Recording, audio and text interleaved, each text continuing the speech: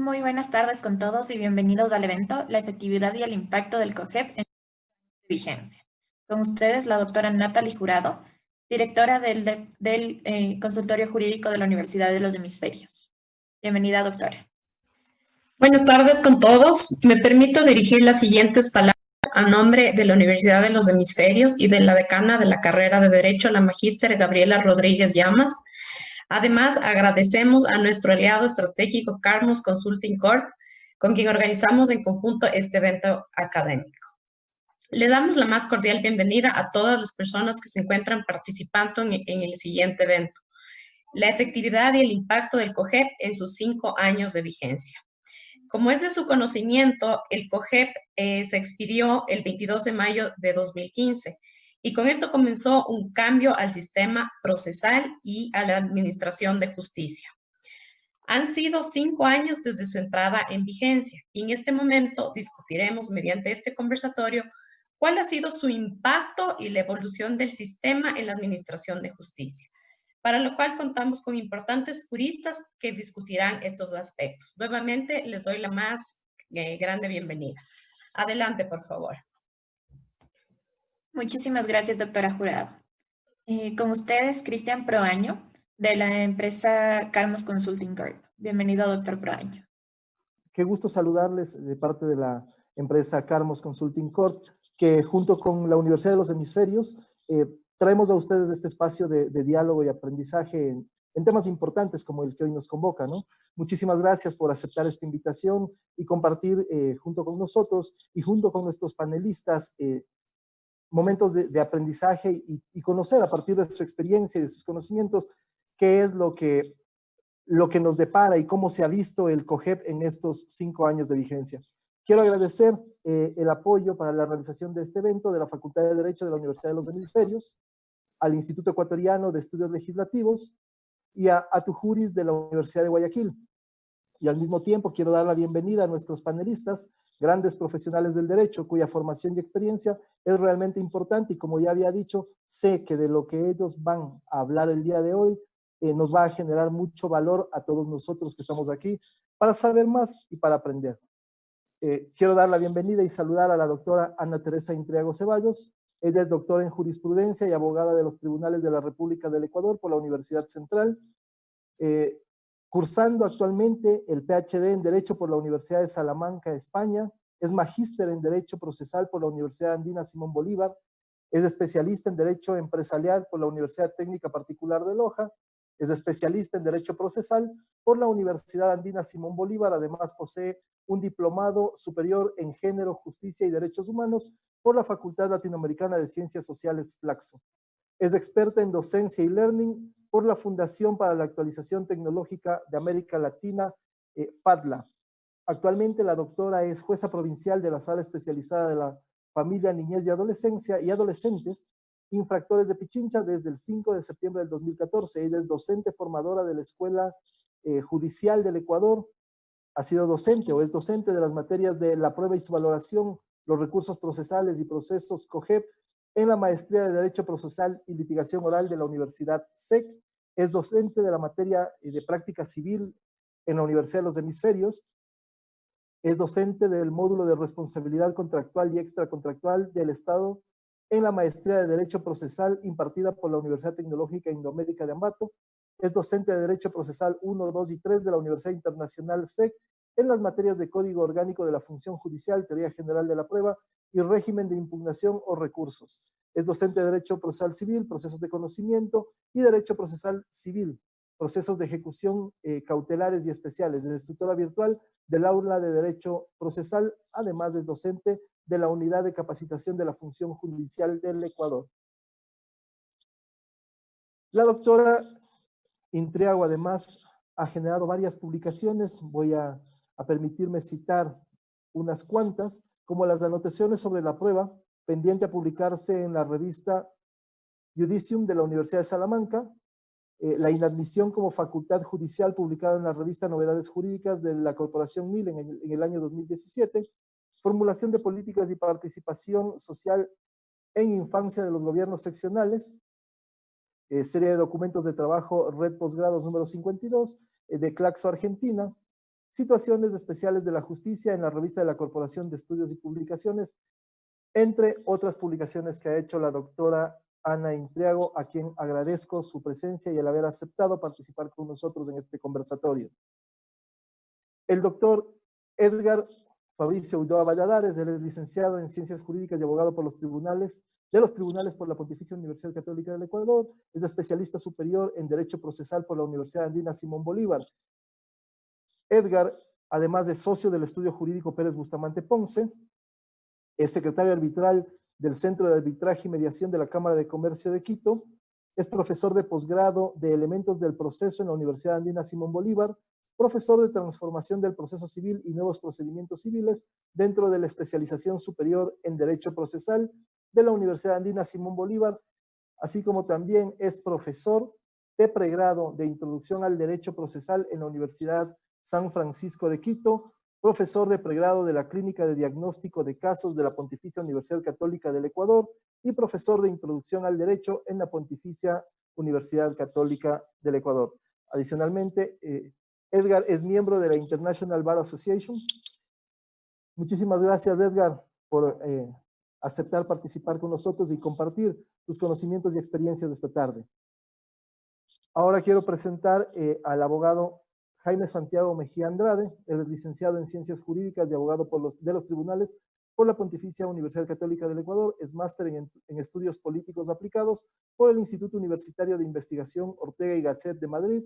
Especialista superior en Impuestos por la Universidad Andina Simón Bolívar, magíster en Derecho con mención en Derecho Tributario por la Universidad Andina Simón Bolívar, es socio de las firmas ATP Asesora en Planificación Tributaria e Integral Advisors, Servicios Legales y Tributarios. Es profesor del Programa de Gerencia Tributaria de la Universidad San Francisco de Quito, del módulo Práctica Procesal Tributaria. Es profesor del Programa de Diplomado en Gerencia Tributaria de la Universidad de las Américas, del módulo Cumplimiento Tributario y Aspectos del Riesgo Fiscal. Es profesor del programa de Maestría en Planificación Tributaria de la Universidad Andina Simón Bolívar en la Cátedra de Impuesto a la Renta.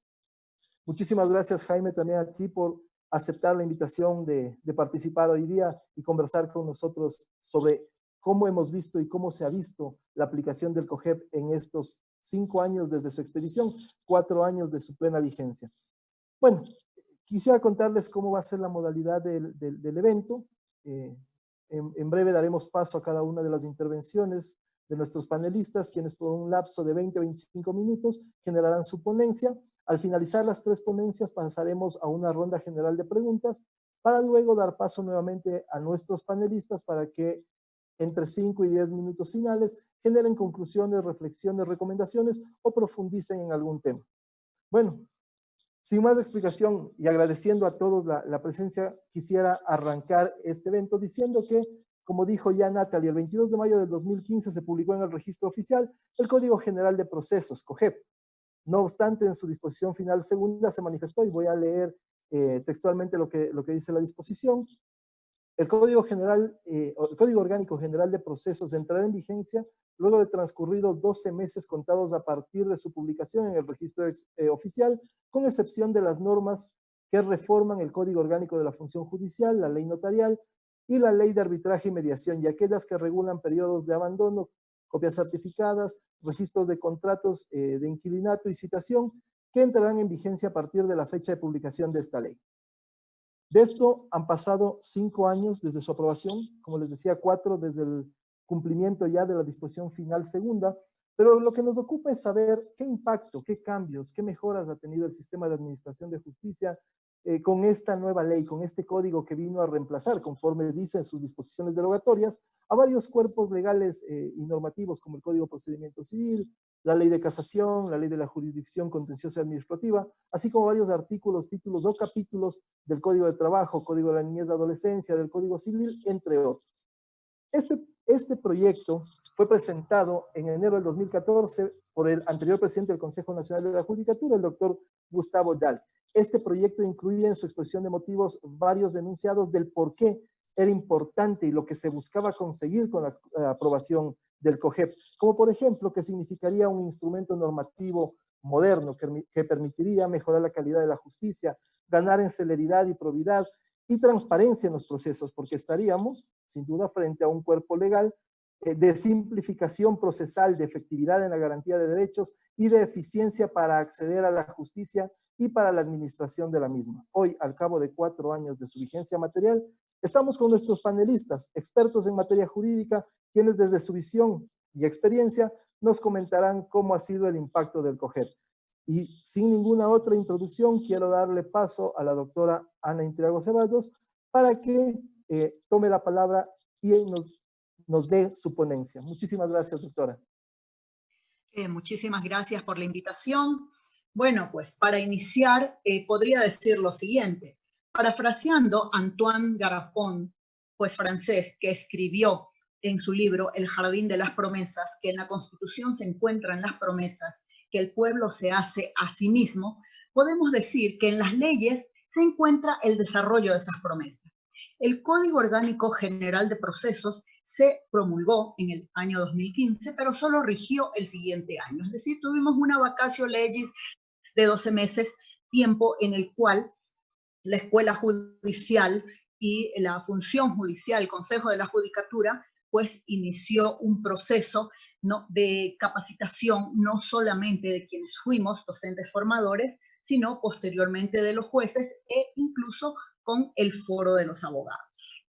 Estas reflexiones que hoy día estoy haciendo se vierten exclusivamente desde el punto de vista de mi función como jueza. Función que la desempeño ya hace 17 años, 11 de ellos en la primera instancia civil multicompetente. Es decir, cuando yo inicié mi función como jueza, que fue en el año 2003, ciertamente, pues tuve el Código de Procedimiento Civil. Inmediatamente rigió, ¿no?, el Código de la Niñez y de la Adolescencia al año siguiente, el procedimiento oral laboral. De modo pues que puedo hablar desde esa óptica, ¿no?, desde la coexistencia del CPC, que regulaba la materia civil, y también desde los inicios de una incipiente oralidad que tuvimos con el Código de la Niñez y Adolescencia y con el procedimiento oral laboral, pues mi judicatura era civil multicompetente. Muy bien, para esto valdría la pena ir puntualizando, ¿no?, tal como les dije, parafraseando a Garapon, cuál fue la promesa y cuál ha sido la realidad. En cuanto a los procedimientos, ¿cuál fue la promesa? ¿Cuál fue la promesa que el legislador nos hizo, ¿verdad? No solo a los sujetos procesales, sino también a jueces y a abogados. La simplificación de procedimientos. ¿Cuál era la promesa? Acabar con la multiplicidad de la tramitación, lo que complejizaba enormemente el escenario procesal. ¿Cuál es la realidad? Por las necesidades especiales de algunas competencias, la propia Corte Nacional de Justicia se vio obligada a dictar la resolución número 03 del 2019, en la que especifica que la tramitación para las adopciones es aquella que consta en los artículos 284 y 285 del Código de la Niñez y de la Adolescencia. Ha habido también dificultades con la tramitación de las medidas de protección que suben de las juntas de protección de derechos directamente al juez de la niñez y de la adolescencia, ¿verdad? Para que éste ratifique, rectifique, ¿verdad?, o revoque aquellas medidas de protección. Fijémonos, ha habido también una... gracias a Dios ya no lo hay más, pero sí hubo en un principio una mala interpretación del proceso de recusación. Del proceso, si bien es cierto que no tiene nombre, pero sí que tiene trámite, por lo tanto no era dable, ¿no?, como en alguna vez se hizo, sustanciarle por el proceso. Muy bien, bueno, como iba puntualizando acerca de los procedimientos, es verdad que el CPC, ¿no?, el CPC, el CONA y el procedimiento oral laboral complejizaban, así es el escenario procesal, y eso todos quienes litigaron en esa época lo sabían muy bien. Era muy frecuente, ¿verdad?, las nulidades por los errores que se cometían en la sustanciación. Ahora podremos decir, sí, que la sustanciación es un poco más sencilla. Sin embargo, todavía faltan algunas cosas. Por ejemplo, la partición que finalmente en las reformas del año pasado, el legislador entendió que si ya entramos a la función judicial, ¿no? Obviamente es en la mayoría de los casos porque no se ponen de acuerdo. Sí es verdad que por la propia disposición del Código Civil, la partición en la que están envueltos niños, niñas y adolescentes u otros incapaces debe hacerse necesariamente por la vía judicial. Sin embargo, nos enfrentamos a un pequeño problema. ¿Cuál es el pequeño problema? Que el Código Civil contiene muchas especificaciones de cómo se debe llevar a cabo la partición. Y si nosotros nos damos cuenta que el tercer libro del Código Civil ha sido uno de los pocos libros que han permanecido casi incólumes desde 1860, ¿verdad? Nos encontramos con normativa obsoleta. ¿Y por qué es así? La partición, ¿verdad?, de bienes sucesorios está pensada para la existencia de dos tipos de jueces. Recordemos cómo era el juez partidor y el juez ordinario. Entonces, aquello ha traído pues todavía algunas dificultades procesales.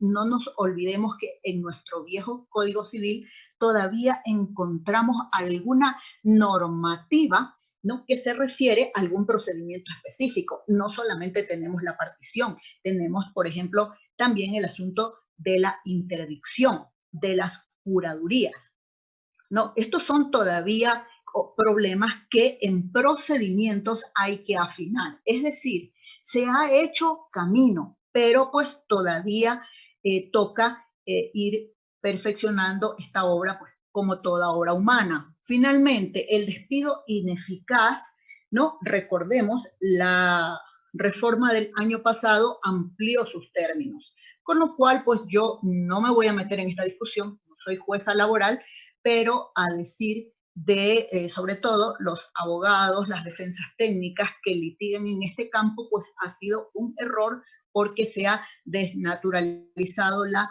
tutela a las personas protegidas con esta institución. Muy bien, pasamos al siguiente tema. El siguiente tema fue la celeridad, ¿verdad? Lo de la mora judicial es algo que realmente no solamente aqueja a nuestro país, es una queja que yo he escuchado en todo el mundo. Es decir, todos los jueces que me he preciado de conocer en todos estos años refieren lo mismo, ¿no? La celeridad realmente es una promesa que se hace desde las constituciones. La celeridad judicial es un anhelo de todos, no solamente de las partes procesales, de sus defensas técnicas, sino incluso también de los propios juzgadores.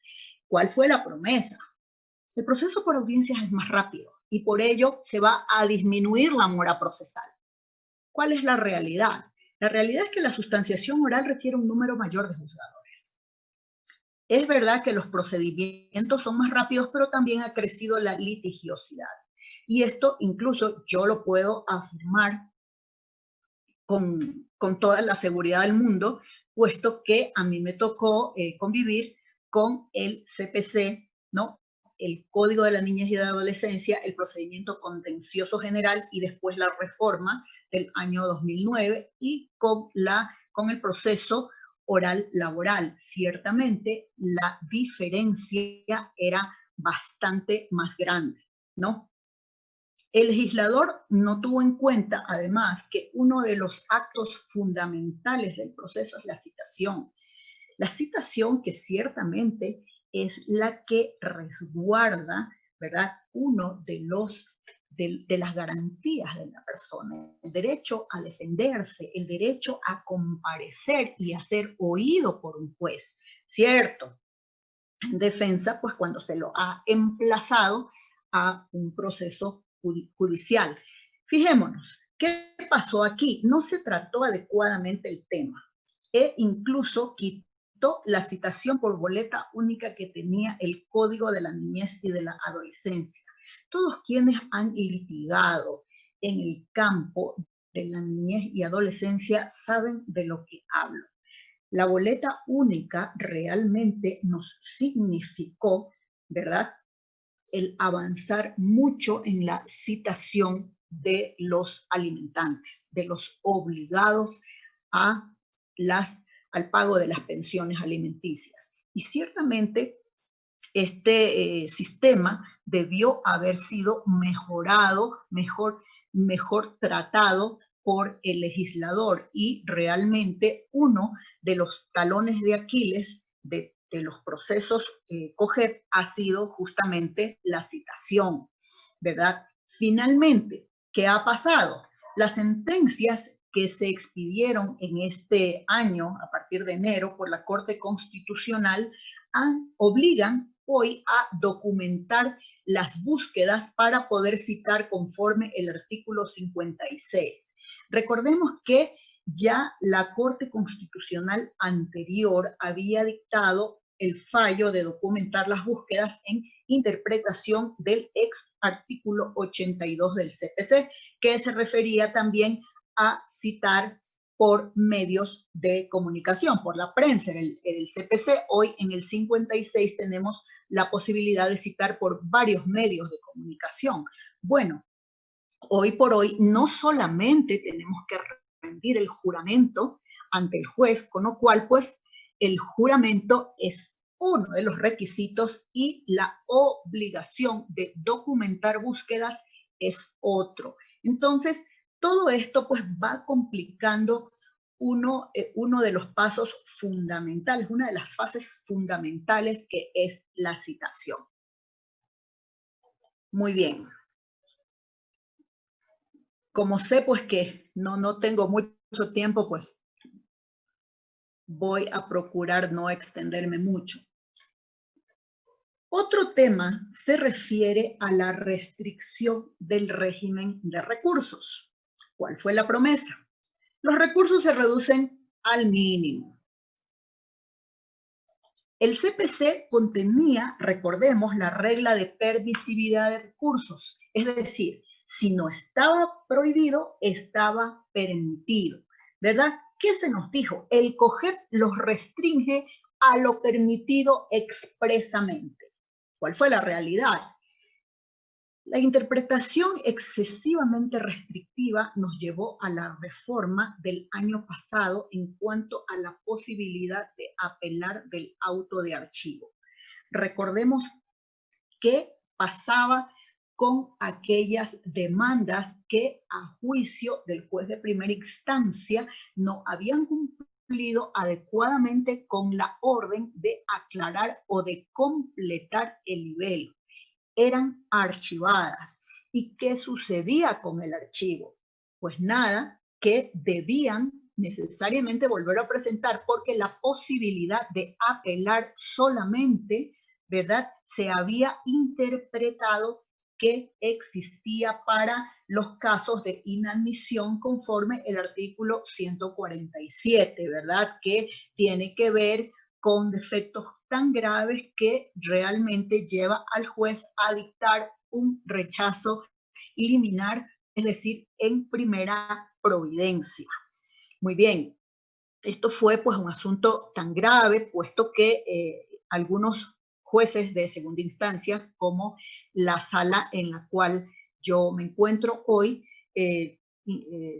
nos dimos cuenta que realmente el auto de archivo, en nuestros fallos así lo dijimos, que al ser un auto interlocutorio, ¿verdad?, que tenía que ver con los derechos, además, de quien acude a la función judicial, ¿verdad?, a reclamar un derecho, un hecho, En fin, ¿no?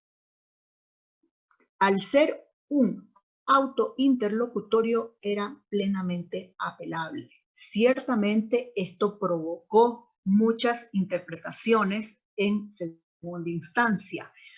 Había pues salas que decían pues no está permitido, por lo tanto pues no es susceptible de apelación. Había otras salas que decían, otros tribunales, por ejemplo, que decían pues a ver, sí es verdad que no es apelable, pero sin embargo aquí el juez ha actuado en una forma excesivamente rígida, pues la demanda, la calificación de la demanda es solamente la apertura, ¿verdad?, al camino del juicio. Es decir, solamente estamos abriendo la puerta para la sustanciación, no es una calificación del mérito, pues para eso está la sentencia. Entonces, en muchos tribunales anulaban esa decisión del juez y le ordenaban que volviera a calificar, disponiendo que fuera otro juez el que califique. Entonces, lógicamente, ante este clamor del rechazo de las demandas, ¿no?, que al principio, pues sí, se hicieron, pues todos sabemos muy bien que todo sistema tiene estos problemas. Y yo estoy hablando que no es que solamente ocurre ahora.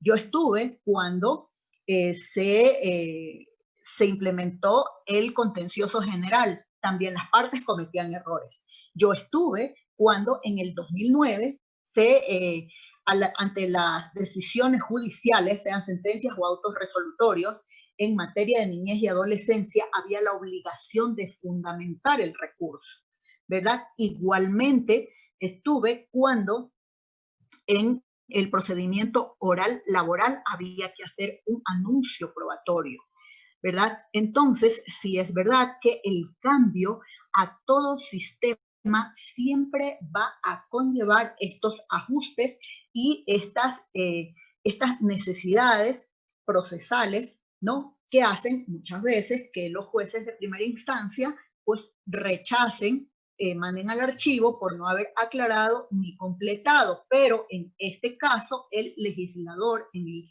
la reforma de julio del año pasado finalmente dijo que es apelable. Con eso pues quedó zanjada la discusión, ¿no? En cuanto al archivo, han habido otros problemas, como por ejemplo para apelar las propuestas de pago realizadas en las audiencias por el artículo 137 del COGEP, que fue otra novedad también que se tuvo que introducir ante lo excesivo que resulta el apremio personal para algunas personas, algún tipo de personas que realmente están en estado de vulnerabilidad, ¿no?, que resulta para estas personas el apremio personal. Y recordemos también que se introdujo el apremio parcial. Fíjense, en un principio decían, no, las propuestas de pago no son apelables.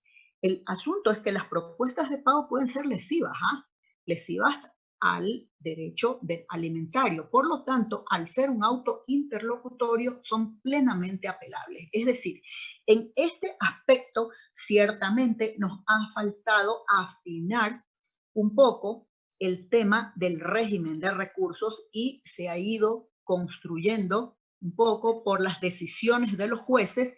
Y también recordemos aquella resolución generalmente obligatoria de la Corte Nacional de Justicia que establecía, ¿no?, el caso que si alguien no pudo estar en la audiencia pudiera apelar después. Esta fue otra reforma, ¿verdad?, según la cual si usted no apela en audiencia puede hacerlo fundamentadamente después mientras transcurre el término. Fijémonos, son las reformas del año pasado han sido necesarias porque han evidenciado, ¿no?, estos escollos procesales que ha habido que solucionarlos de algún modo. La Corte pues lo ha hecho con sus resoluciones generalmente obligatorias, pero finalmente pues el legislador ha tenido que dictar a las reformas de las que hablamos, ¿no? Recordemos cuál fue el problema de estas reformas, que finalmente la Corte Constitucional tuvo que declarar su constitucionalidad y ordenar su promulgación. Muy bien. Otro tema, los problemas procesales. ¿Cuál fue la promesa? Los procedimientos están diseñados para que no existan problemas, para que no existan incidentes procesales. ¿Cuál fue la realidad? Por ejemplo, en los juicios de inventarios ha habido una indebida complejización en el trámite, un trámite que debió haber sido mucho más sencillo. La última reforma, por ejemplo, en el tema de los títulos de ejecución, ha incluido la transacción extrajudicial como título de ejecución, conservándolo, sin embargo, también en el catálogo de los títulos ejecutivos, sin dar explicación cómo es que se distinguen las vías procesales, con lo cual volvemos otra vez, ¿verdad?, a una probable, ¿verdad?, multiplicidad de criterios y de opiniones jurídicas. La sanción por la pérdida del derecho en el artículo 87, recordemos, para el actor fue tan extrema que provocó la reforma que hoy día tenemos en el 249 y que nos da 2 oportunidades para demandar. Es decir, algunas de las instituciones, ¿no?, que contenía el código modelo que sirvió para el nuestro, ciertamente han sido pues terriblemente rígidas y el legislador se vio obligado a tomar las providencias del caso. Hay también pronunciamientos contradictorios de la ex Corte Nacional de Justicia respecto a la actividad del juzgador, concretamente en el momento de ordenar la prueba para mejor resolver, que ciertamente lo tuvimos, pues, y se usó muchísimo en el artículo, en el CPC. Recordemos, el 118 disponía que el juez podía ordenar prueba para mejor resolver en cualquier momento antes de resolver, excepto prueba de testigos, sin dar explicaciones. Hoy el artículo 168 ciertamente lo establece como excepcional y además el juez tiene la obligación de dar las explicaciones a las partes con la finalidad de asegurar que no está tomando partido por ninguna de ellas. Bueno, hay pronunciamientos contradictorios de la ex Corte Nacional de Justicia a este respecto, que ciertamente pues nos dejan dudas acerca de la naturaleza de esta institución. Muy bien, pues no todos son malos, no todas son malas noticias, ciertamente. En cuanto a los logros, aún con la congestión de expedientes, los procesos son más rápidos que los anteriores, y esto lo puedo asegurar directamente, ¿no? Les puedo contar una anécdota. Como jueza de segunda instancia, me tocó conocer en apelación un proceso de inventario sustanciado conforme el CPC, ¿no?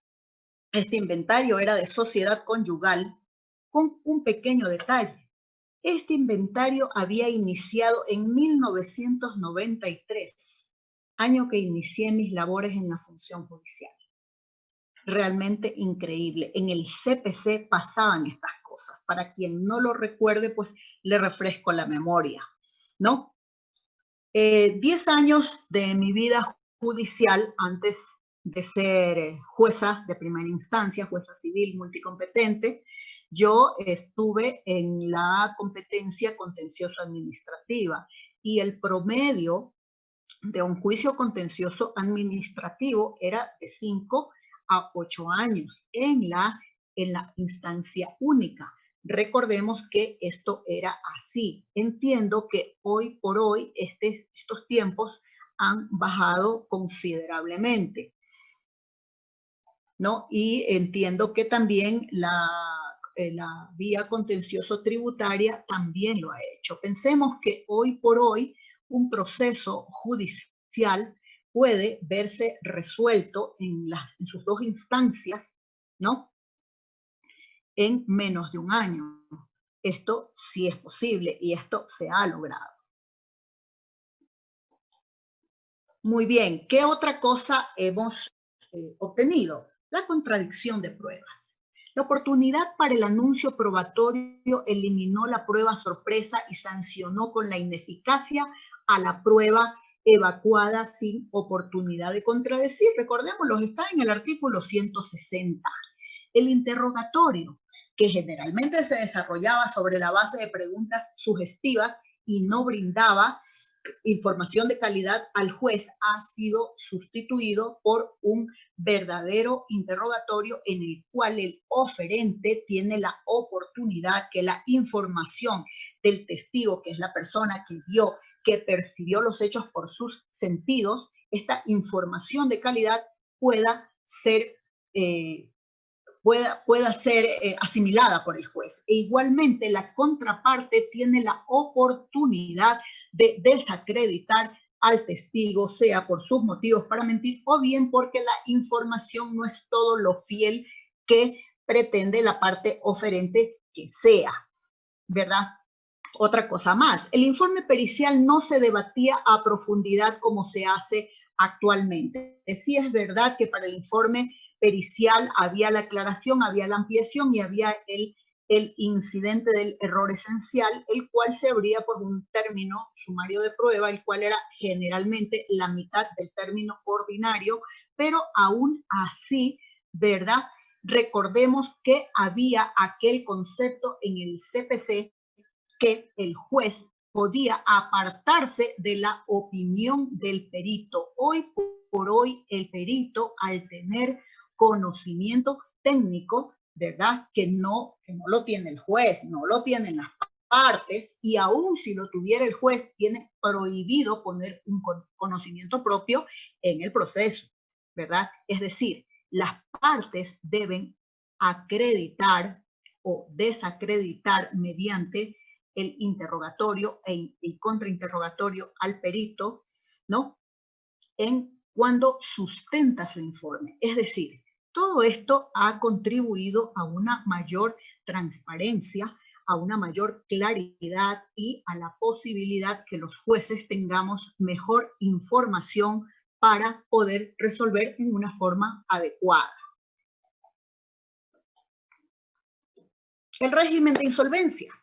¿Qué era el régimen de insolvencia? Todos los abogados que tienen ya algunos añitos, recordemos que ¿qué era la insolvencia? La insolvencia era un trámite largo que además venía anulado por el superior. Eso era una anécdota judicial, ¿no? Casi nadie terminaba los procesos de insolvencia y cuando alguien terminaba por alguna razón, por alguna complejización, un paso que no seguimos, algo que no se logró completar, pues nada, venía anulado. Hoy por hoy, ¿verdad? El COGEP incorporó el concurso preventivo, que antes únicamente existía en el Código de Comercio. Recordemos, además, la Junta de los Acreedores pone énfasis para que se posibilite el acuerdo, ¿no? Que permita ciertamente que el deudor, ¿no? Que el fallido pueda realmente, pues, volver a sus actividades, ¿no? Permite un concordato. Finalmente, para concluir, debo decir que el COGEP, como toda obra humana, es perfectible. En esta época, tanto jueces como abogados litigantes debemos acostumbrarnos hoy a una nueva realidad que tampoco pudo preverla el legislador, ¿no? Pese a que nosotros tenemos en el COGEP, ¿no? El expediente electrónico, tenemos también que se pueden recibir declaraciones por audiencia telemática, en fin, tenemos también el 202 que nos habla de los documentos firmados electrónicamente, de los documentos digitales que hacen tanta fe como su original, ¿verdad? Pero como sí se señalaba, pues estaba pensado como una excepción, pues realmente nadie avisoró la situación actual de emergencia sanitaria en la cual nos encontramos, no solamente nosotros, sino en todo el mundo. Por lo tanto, las audiencias telemáticas hoy son casi una necesidad para evitar un posible contagio. Hay problemas aún de regulación que no ocurren solamente en este país. Hay lugares en donde se llevan a cabo audiencias telemáticas con directrices generales y con protocolos propios de cada tribunal. Hay otros en los que la Corte Suprema de Justicia ha emitido protocolos que tienen que ver hasta con la evacuación probatoria, las medidas sanitarias, ¿verdad? Y otros en los que han dejado a voluntad de los litigantes, como ocurre hoy en Uruguay, el escoger audiencias telemáticas o presenciales. Ciertamente hay que señalar que Uruguay pues no ha sido un país especialmente castigado por la pandemia, pero por ejemplo Chile, que sí lo ha sido, hoy por hoy pues no tienen sino directrices generales y los protocolos son propios de cada tribunal. En España, por ejemplo, en el BOE se publicó normas que se refieren a la situación sanitaria y al cómo se deben sustanciar algunos procesos. Es decir, hoy por hoy realmente el COGEP enfrenta un gran reto. Sí, es verdad, muchas de las cosas, muchas de las promesas, como vimos, algunas pues se han cumplido, otras han sido necesarias, ¿verdad? Algunas reformas para que realmente se pueda cumplir con el objetivo de la norma. Y finalmente, esta situación hace necesario hoy por hoy que por la vía de la resolución generalmente obligatoria, que recordemos tiene la Corte Nacional de Justicia, ¿no? O bien el legislador por la vía de la ley hagan posible superar esta situación de emergencia en la cual nos encontramos. Esto es todo. Muchísimas gracias por la paciencia. Doctora, muchísimas gracias. Muchísimas gracias. Como dice usted, nos quedamos con mucho material, creo que sobre la mesa, ¿no? Podíamos hablar y todavía tenemos mucho que decir, pero creo que el resumen que usted nos ha hecho, los ejemplos que usted ha planteado, son muy valiosos y son muy esclarecedores de cómo ha sido este cambio de lo que era el Código Procesal Civil a lo que es hoy el COGEP. Muchísimas gracias, doctora. Bueno, ya nos estamos viendo en un ratito más para las preguntas y para la segunda parte de su intervención. Y quiero darle la palabra, quiero hacer la palabra al abogado Edgar Ulloa. Él es, como lo he dicho, socio del estudio jurídico Ponce Bustamante y Ponce, quien desde su punto de vista va a hablarnos de lo que ha sido el COGEP en estos 5 años desde su publicación. Edgar, tienes la palabra. Muchísimas gracias, Cristian. Gracias por la invitación. Siempre es un gusto compartir con la doctora Intriago, con Jaime, estos espacios. Bueno, creo que la doctora Intriago hizo un resumen bastante completo de varios de los problemas, inconvenientes que han surgido alrededor de la puesta ya en vigencia del COGEP. Yo, ¿qué les quiero dar? Les quiero dar una visión un poco del abogado en libre ejercicio, que es mi área de práctica, y un poco los problemas prácticos y también algunos conceptuales con los que nos hemos enfrentado en la vigencia del COGEP. Voy a compartir en este momento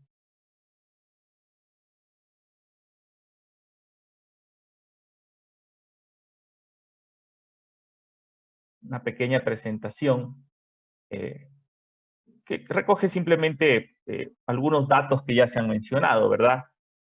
Ustedes recordarán, ya lo dijeron, el COGEP fue expedido, fue publicado el 22 de mayo del 2015, pero tenía una norma, a vacatio legis, como decimos, de 1 año, con lo cual su efectiva vigencia se dio en el 2016. Pero de entrada ya el COGEP nos planteó inconvenientes complejos porque a pesar de que establecía este año de vacatio legis, algunas partes del código entraron en vigencia inmediata y creo que el primer gran problema que tuvimos fue el abandono.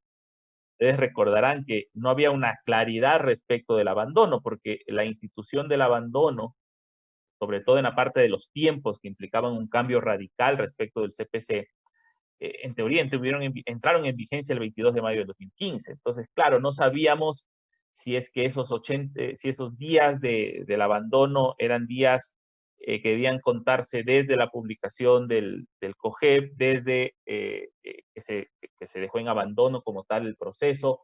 Había unas dudas muy grandes respecto de cómo entender esa norma del abandono en la aplicación a los procesos que ya venían tramitándose, es decir, porque el problema de la norma del abandono es que se aplicaba a los procesos que venían bajo COGEP, bajo CPC, perdón, a pesar de ser una norma COGEP. Entonces, ahí la Corte Nacional expuso una resolución obligatoria que lamentablemente era bastante inentendible en algunas partes y provocó, creo que, más problemas que soluciones, la verdad. Bueno, finalmente el tema del abandono se ha superado ya, yo creo, más por el tema del paso del tiempo, de la vigencia como tal del código, que porque se hubiese dado una respuesta clara a los problemas. Muy bien. Ahora, un tema que ha tocado la doctora Intriago, pero yo les traigo un poco de datos estadísticos del propio Consejo de la Judicatura que se quedan un poco cortos, creo yo, con la realidad.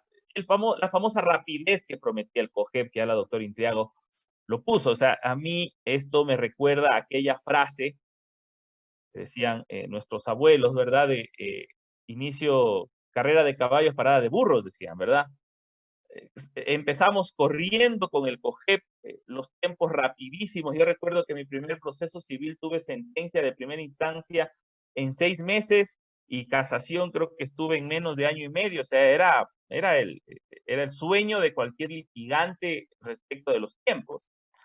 Era normal que así haya sido en un primer momento. Lamentablemente, al poco tiempo ya de vigencia del COGEP, un par de años, ya el Consejo empezó a mirar de que en los diferentes tipos de procesos ya todos estaban por encima de lo que el Consejo denominaba una línea base, el tiempo en el que el Consejo entendía que razonablemente tenía que resolverse un caso de acuerdo a la vía iniciada.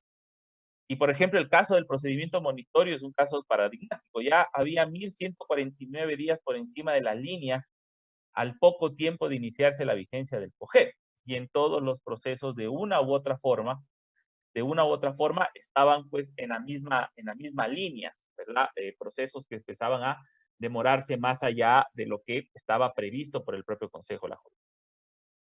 Pero yo creo que, por ejemplo, en Corte Provincial, en cortes nacionales, al menos de mi experiencia en Quito, principalmente en Guayaquil, los tiempos se han mantenido racionalmente rápidos, sin muchas demoras, e incluso en primera instancia yo siento que en la vía civil, en la vía laboral, en la vía de niñez y adolescencia, los tiempos se mantienen, pues, no tan rápidos como tal vez esperábamos en un principio, pero bastante diligentes y obviamente mucho más rápidos de cómo era bajo el régimen anterior. Pero tal vez la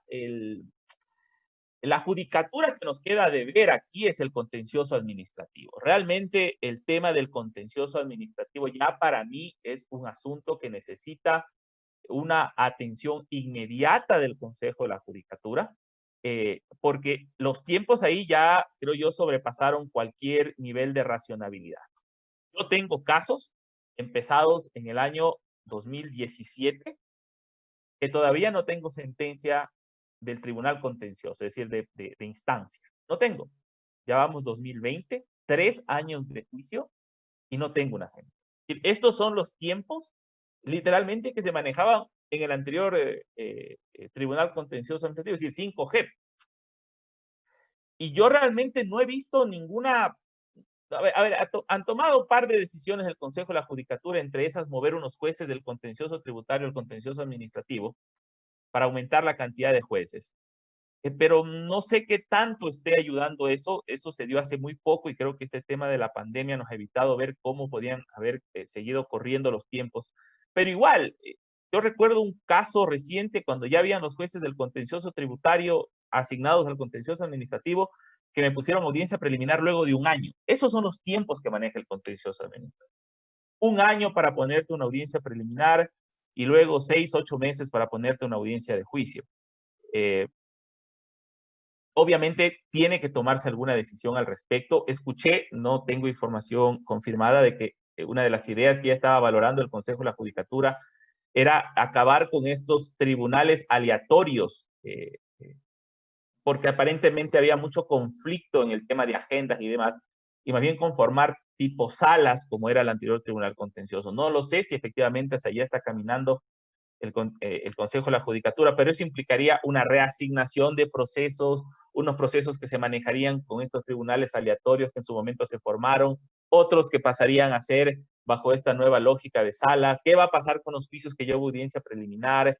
¿Se van a mover a las salas? O sea, ahí viene una serie de circunstancias que yo no sé cómo las está manejando el contencioso administrativo y el Consejo de la Judicatura.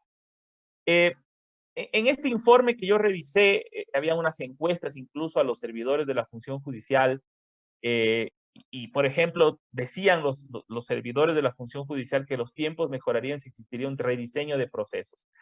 ¿Qué decían ellos o qué entendían ellos por este rediseño de procesos? Ellos creían que habían algunas fases o facetas de las audiencias que podían mejorarse, y es un tema que yo voy a hablar a continuación, podrían mejorarse para hacer las audiencias mucho más ágiles, para decirlo de alguna manera.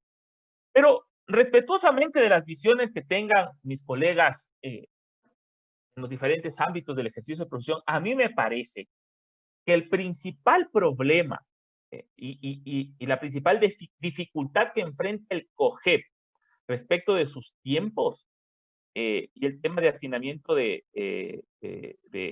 la carga es, sin lugar a dudas, que los mecanismos de solución de conflictos alternativos, autocompositivos, no han despegado en el Ecuador.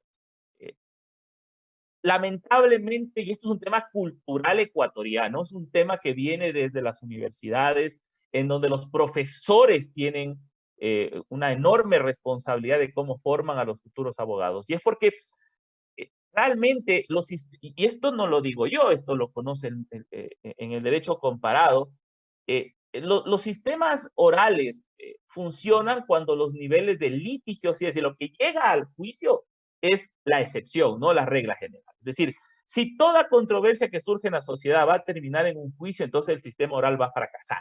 Así de simple. Porque claramente, como lo dijo la doctora Intriago, o hacemos unas estadísticas de números de jueces, aumentamos los números de jueces brutalmente, o tenemos que bajar el nivel o el número de causas que llegan al sistema. Obviamente el Estado tiene un presupuesto limitado y aumentar jueces se complica cada vez más. Entonces, la otra solución es esta, es abogar por la negociación directa o por la mediación como mecanismos realmente alternativos de solución de controversias para evitar que las controversias lleguen a juicio.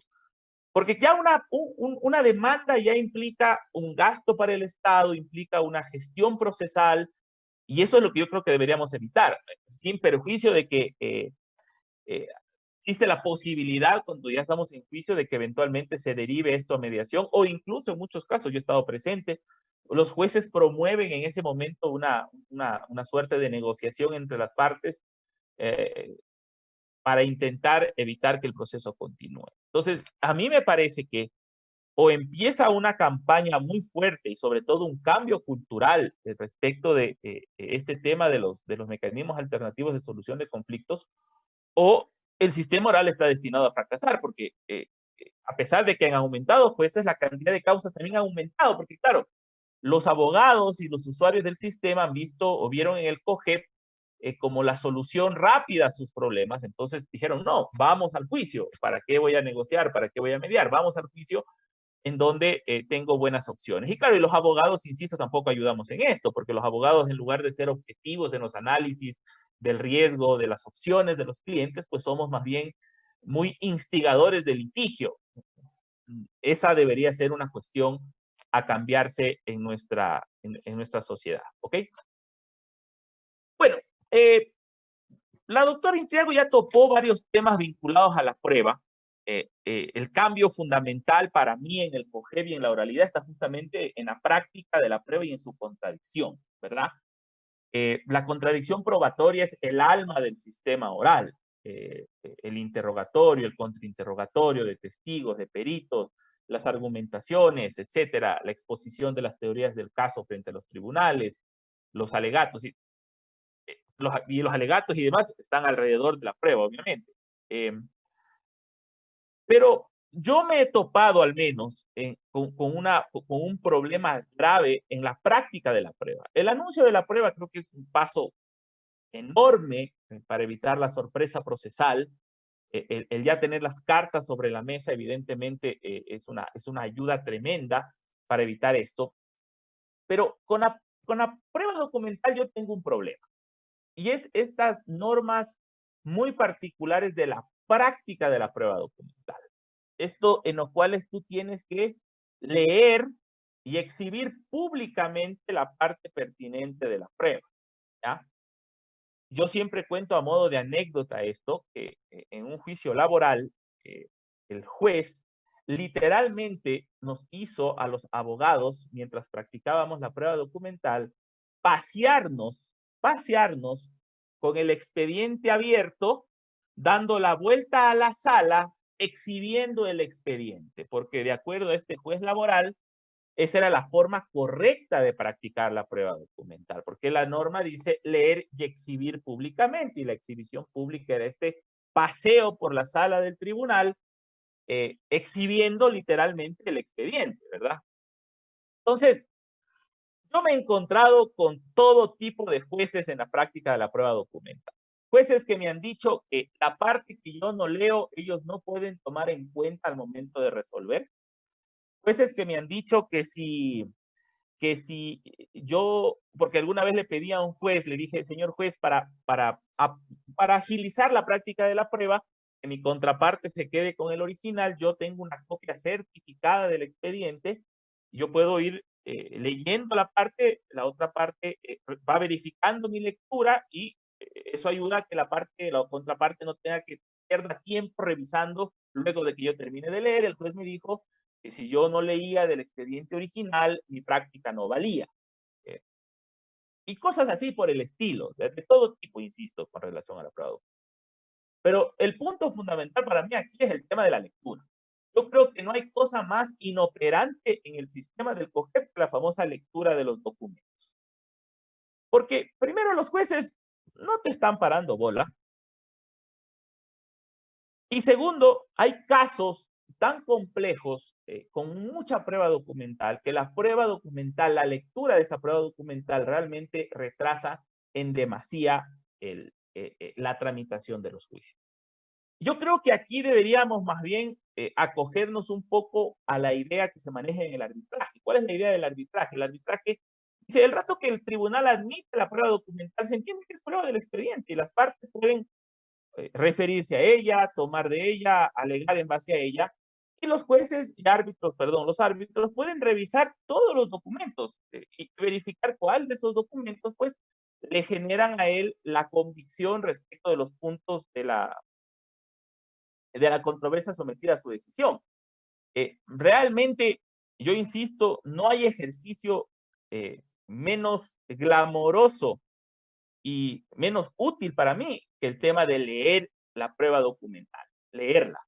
Porque diferente sería que yo me apegara un poco más a la oralidad tradicional, que es que yo interrogue a los testigos, ¿verdad? A través de los documentos. Es la forma correcta de que la prueba documental adquiera una relevancia en el ejercicio del interrogatorio y del contrainterrogatorio. Es decir, los documentos son suscritos por personas, son hechos por personas, los mails fueron enviados de una u otra persona. Entonces, claro, siempre hay una persona detrás de los documentos. Y en lugar de que el COGEP apunte a que la contradicción probatoria alrededor de los documentos se haga en el interrogatorio, tiene esta especie de práctica autónoma de la prueba documental que yo creo que no ayuda en nada, demora muchísimo.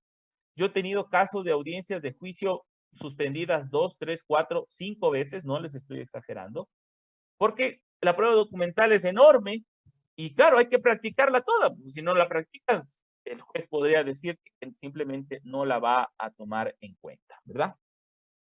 Creo que ahí tenemos que pensar en un eventual cambio de cómo practicar o cómo entender practicada la prueba documental. Y esto me lleva a la prueba testimonial y pericial, ¿verdad? Que yo creo que el cambio debería de ser de atar la prueba documental a la prueba testimonial o pericial. Y claro, ¿qué me he encontrado yo desde la perspectiva del abogado en libre ejercicio? Obviamente, todavía hay los dejos del Código de Procedimiento Civil en el tema de los interrogatorios y contrainterrogatorios. Todavía vemos que los abogados no entienden muy bien cómo funciona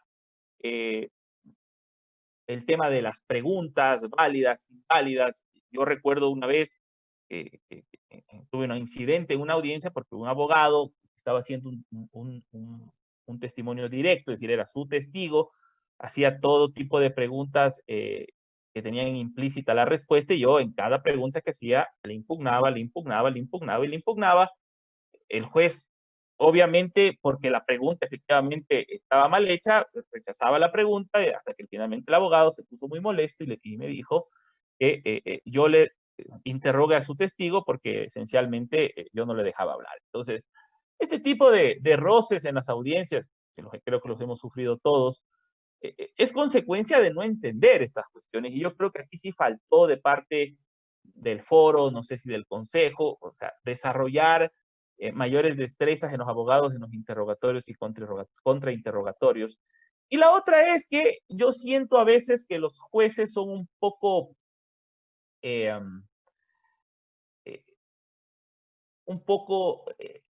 da mucho espacio a que los testigos eviten las preguntas. Es decir, los jueces se comportan con mucha laxitud frente a algunos testigos. Entonces, cuando uno le intenta apretar al testigo para demostrar la contradicción, para demostrar que están mintiendo esencialmente, más bien los jueces los protegen. A mí me ha pasado muchas veces en donde los jueces me dicen, ya doctor, no le presione tanto al testigo, etcétera, etcétera. O sea, se supone que para eso son los interrogatorios y contrainterrogatorios, justamente para demostrar que la historia que cuenta el testigo está alejada de la realidad, no se compadece con los hechos probados en el caso, pero si tenemos un testigo que simplemente no le da la gana de responder y un juez que no le presiona para el efecto, entonces, claro, se convierte en fútil, se convierte en inútil la prueba testimonial. Es lo que yo he podido percibir en muchos casos, a diferencia de, por ejemplo, en arbitrajes en donde hay árbitros en donde si el testigo empieza a darse las vueltas, esencialmente lo ponen contra la pared. Yo recuerdo un caso en donde literalmente con una pregunta logramos ganar un proceso en donde le preguntábamos al testigo, que era el representante legal de una empresa, si firmó o no firmó una X comunicación, perdón, si envió o no envió una X comunicación. Y este señor se daba las vueltas, no respondía hasta que el presidente nos interrumpió y nos dijo, a ver, señor, usted tiene que responder sí o no. ¿Envió o no envió? El presidente del tribunal. Eso es lo que yo quisiera ver un poco más con los jueces. Son un poco complicados en este sistema. Ahora, el tercer punto que yo quería topar es algo que también ya topó la doctora Intriago, que es el famoso sistema de recursos del COGEP. Y aquí sí yo voy a ser un poco fuerte respecto de mi crítica al sistema. Realmente el sistema de recursos del COGEP no sirve. ¿Sirve en qué sentido? O sea, no digo que no sirva para los procesos. Los procesos están ahí, los recursos se dan. No sirve en el sentido de dar una certeza. Hay tantas contradicciones, tantos vacíos, tantas bipolaridades en el sistema. Nos dicen por un lado una cosa, nos dicen por otro lado otra cosa. La doctora Intriago empezó diciendo una cosa que era verdad. En teoría, el COGEP, como nos lo vendieron, entre comillas, era que venía con un sistema cerrado de recursos. Pero para hacer un sistema cerrado de recursos, tú tienes que ser muy específico a la hora de legislar, de establecer cuáles son el tipo de providencias susceptibles de esos recursos y mantener el sistema cerrado de esa forma, ¿verdad? Y lo peor es que el COGEP dividió.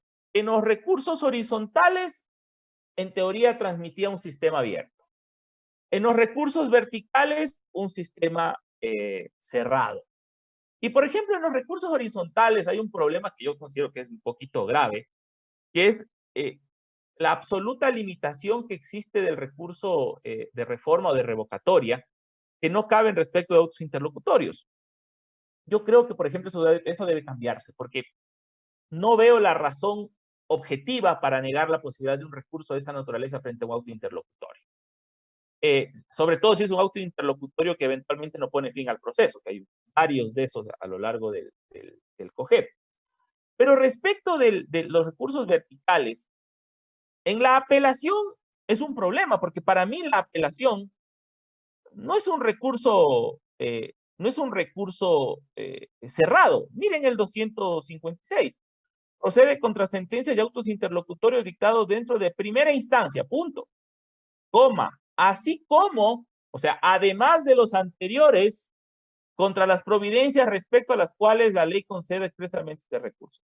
Esto no es un sistema cerrado. Nunca fue, ni desde el EA1, ni con la reforma del 2019, nunca el recurso de apelación en nuestro sistema bajo COGEP ha sido un sistema cerrado. La norma es clarita. En general habla de sentencias y autos interlocutorios, así como providencias respecto de las cuales se conceda expresamente el recurso. Entonces, claro, como ustedes ven, por un lado, nos dicen esto en el 250 y por el otro en el 256, cuando ya está analizando específicamente el recurso de apelación, nos salen con esta cuestión, ¿verdad? Y en la casación es un poco lo mismo, ¿verdad? Este tema de pongan fin a los procesos de conocimiento, que es la misma terminología de la anterior ley de casación, pues ha dado paso a una serie de discusiones que ya llevan 25 años en el foro, ¿verdad? Que dependiendo de qué Corte Nacional de Justicia tenemos, hay algunas sentencias que son susceptibles y otras que no son susceptibles. Hay algunos procesos que son de conocimiento y otros que no son de conocimiento. Pero esto va cambiando dependiendo del tribunal que se encuentre, ¿verdad? Recuerdo claramente cómo en la Corte del 97 al 2004, pues respecto de la sentencia de juicio ejecutivo, había una pelea entre la primera y tercera sala versus la segunda sala. Algunos decían, la segunda decía que sí cabía casación en algunos casos, la primera y tercera decía que no. Y esa discusión, que yo creo que ya a estas alturas deberíamos haber superado, y supuestamente el COGEP tenía que haber puesto un parteaguas aquí, pues vuelve al mismo tema. Ponga fin a procesos de conocimiento. El problema es que en ninguna parte están detallados cuáles son los procesos de conocimiento. O sea, tan simple como eso. Y bueno, y la otra cuestión es, bueno, esto es un tema interesante del COGEP, bueno, no del COGEP, de la casación, y esto ya estaba en la casación anterior, es la posibilidad de una casación respecto de las resoluciones dictadas en la vía de ejecución. En la vía de ejecución de sentencias dictadas en procesos de conocimiento, por cierto. O sea, no es para todos los casos de la vía de ejecución, sino solamente para sentencias dictadas de procesos de conocimiento. Entonces, ahí nuevamente vemos que hay un sistema que no es tan cerrado, que parece ser que es, para decirlo de alguna manera, semiabierto, ¿verdad? Porque no hay una limitación expresa respecto de cuándo puedo y no puedo, ¿verdad? Y bueno, y el tema de la apelación y su momento de interposición y su momento de fundamentación es otra historia en el COGEP. Que uno tiene tantos escenarios que yo siento que el COGEP ha terminado complicándose más de la cuenta. O sea, yo pienso que esto es un malentendido de la oralidad. La oralidad no es interponer recursos en audiencia, por favor. Eso es cualquier cosa menos oralidad. Pero había esa idea que no, los recursos tenían que ser en audiencia porque estamos en un sistema oral. Entonces, claro, se armaron unos temas extrañísimos, pues porque, por ejemplo, antes de la reforma del 2019, ¿verdad? Te dictaban la resolución oral y tú podías pedir aclaración y ampliación. Y entonces, claro, se daba una situación extraña, porque pedías aclaración y ampliación en ese momento, el juez resolvía esa aclaración y ampliación y luego te notificaba con la sentencia escrita y surgía la pregunta, ¿podías volver a interponer aclaración y ampliación de esa sentencia escrita? En términos generales se aceptaba, pero yo te podría decir tranquilamente que precluyó tu derecho cuando lo ejerciste en audiencia oral.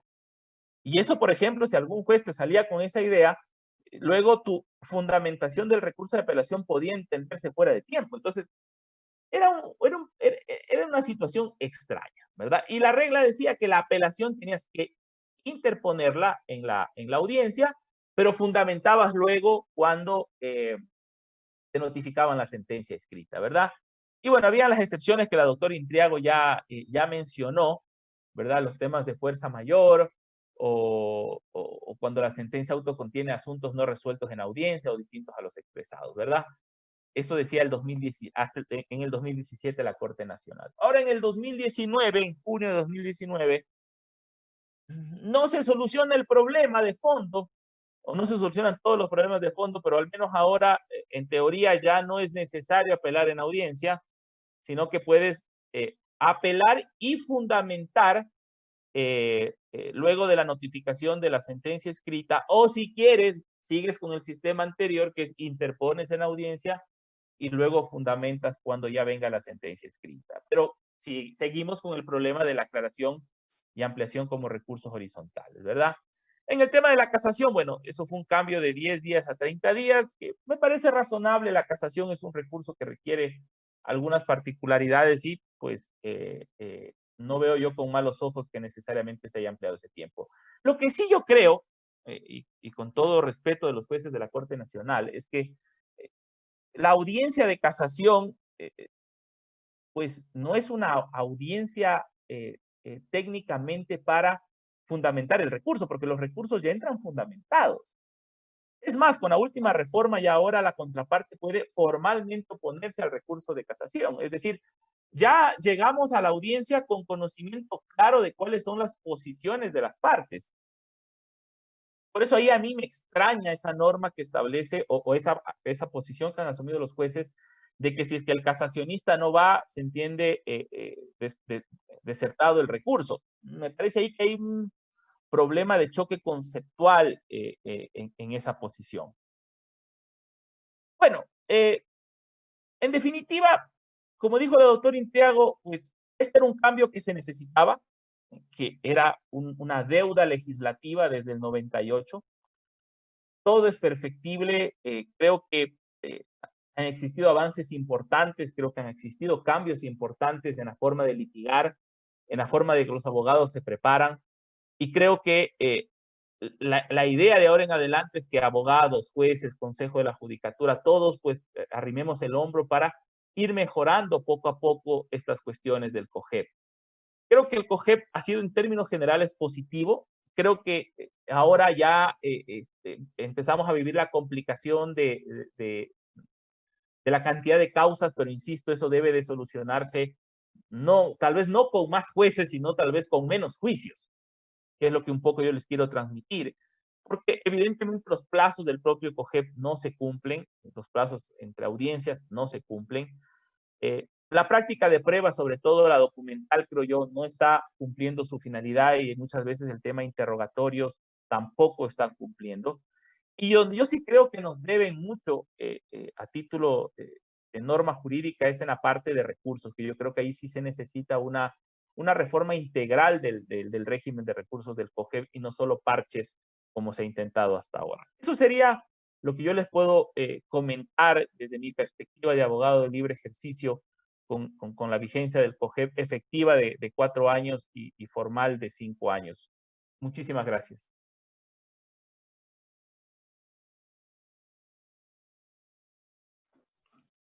Muchas gracias, Edgar. Interesante.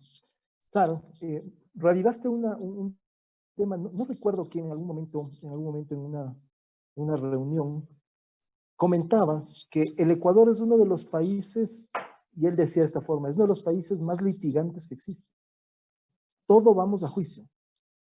No sé si es que hay un estudio atrás para que nos pueda dar esos datos, pero si no sería muy interesante saber cuantitativa y cualitativamente por qué la gente prefiere ir a juicio, ¿no? Cristian, perdón que te interrumpa y no es porque robarle el tiempo a Jaime, perdón Jaime. Yo solo te voy a dar un dato que a mí me pareció tremendamente interesante. En una ocasión a un cliente le citaron con una demanda que le habían iniciado en California, Estados Unidos.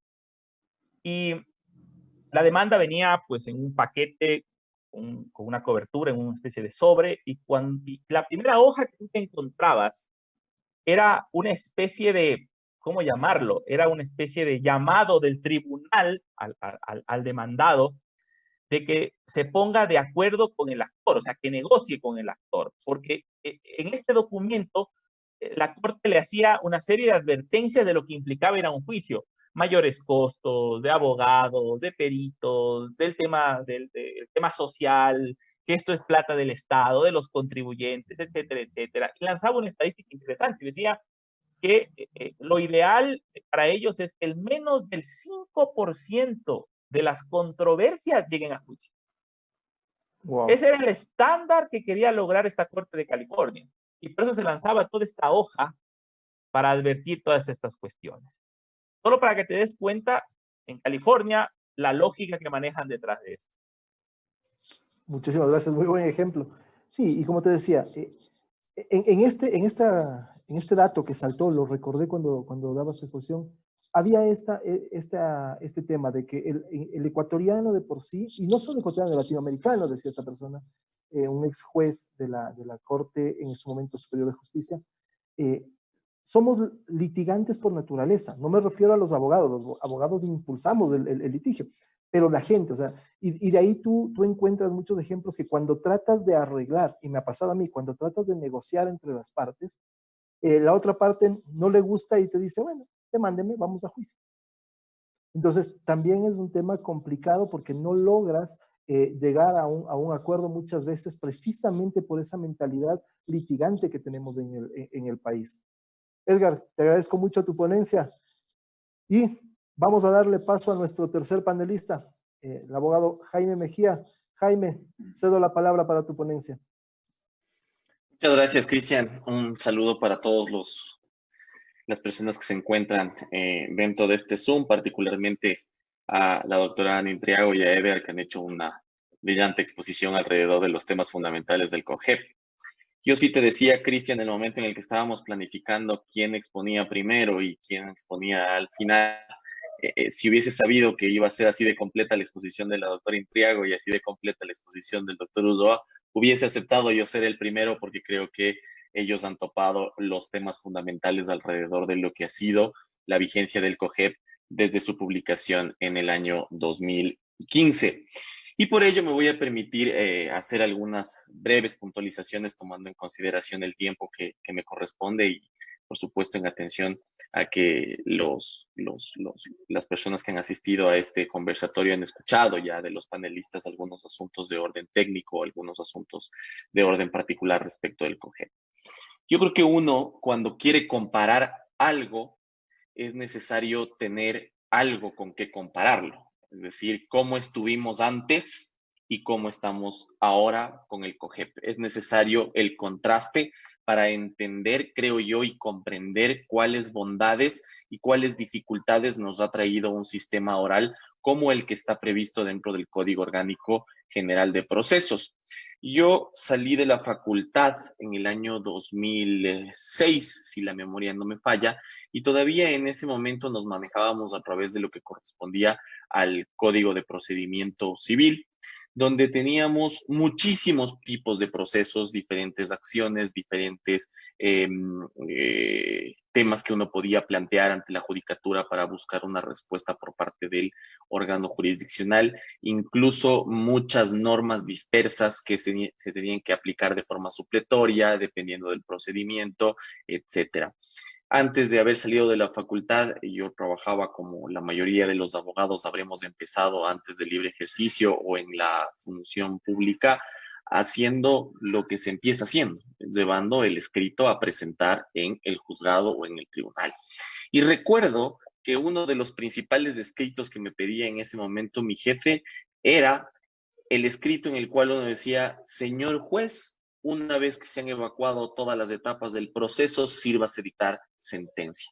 Y eso parecía un juego de correspondencia de cartas que no terminaba nunca, en el cual uno presentaba la petición de que se pidan los autos para dictar sentencia y la respuesta por parte del órgano jurisdiccional, cuando había respuesta, de que se tomará en cuenta en el momento procesal oportuno, conforme la carga procesal que tenían los encargados de administrar justicia. Y esto no era un problema alrededor de si el juez quería o no quería atender la causa, esto era alrededor de la cantidad de procesos que tenían los jueces a su cargo.